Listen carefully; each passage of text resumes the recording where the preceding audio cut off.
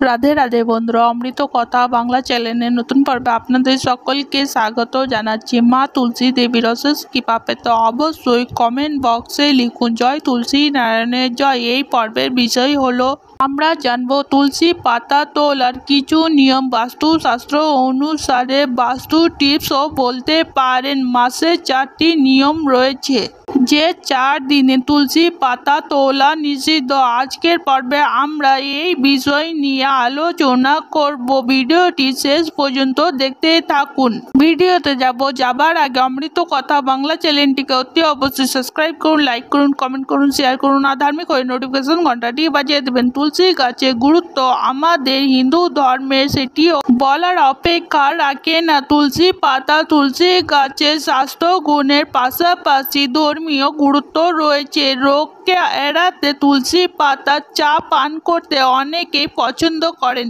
কিন্তু অনেক সময় এই তুলসী গাছকে নিয়ে আমরা অনেক বড় সড়ো ভুল করে বসি, যার ফলে আমরা বাস্তু দোষের শিকার হই। আসলে প্রতিদিন তুলসী পাতা খাওয়া যায়, কিন্তু কয়েকটি দিন রয়েছে সেই দিনগুলিতে তুলসী পাতা তোলা হিন্দু ধর্মে নিষিদ্ধ। এটি বিশ্বাস করা হয় যে চন্দ্রগ্রহণ বা সূর্যগ্রহণ, একাদশী বা সংক্রান্তি, দ্বাদশী এবং সন্ধেবেলায় তুলসী পাতা তুলতে নেই। এছাড়া বিশেষ করে রবিবারে তুলসী পাতা তোলা নিষিদ্ধ। যারা এই কাজ করে তাদের ওপর মাতা তুলসী রুষ্ট হন এবং তাদের ঘরে দারিদ্রতা নেমে আসে। মাতা তুলসী নিজেও একাদশীর উপবাস করেন, তাই এই পরিস্থিতিতে একাদশীর দিন তুলসী পাতা ভুলেও হাত দেবেন না।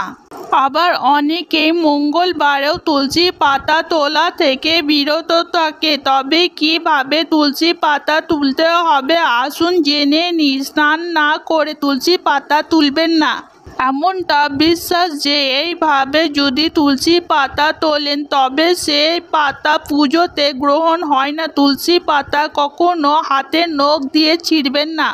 তুলসী পাতা চিবিয়ে খাওয়ার নিষিদ্ধ রয়েছে। কেন এই নিষিদ্ধ সেটি আপনারা পরে ভিডিও পেয়ে যাবেন। তুলসী পাতা না চিবিয়ে জিহ্বাতে রেখে চুষে চুষে খেতে হয়। শাস্ত্র অনুসারে তুলসী মাতা রাধা রানীর অবতার হিসাবে বিবেচনা করা হয়। রাধা রানী সন্ধ্যাবেলায় লীলা করেন, এই কারণে সন্ধ্যাকালে তুলসী পাতা তোলা নিষিদ্ধ। যদি তুলসী পাতা তোলা খুবই প্রয়োজন হয় তাহলে তুলসী গাছকে আগে থেকে ঝাঁকিয়ে নেবেন, তারপরে তুলসী পাতা তুলবেন। আজকের পর্ব এখানেই সমাপ্ত হলো। অমৃত কথা বাংলা চ্যানেলের সঙ্গে থাকার জন্য আপনাদের অনেক অনেক ধন্যবাদ। রাধে রাধে।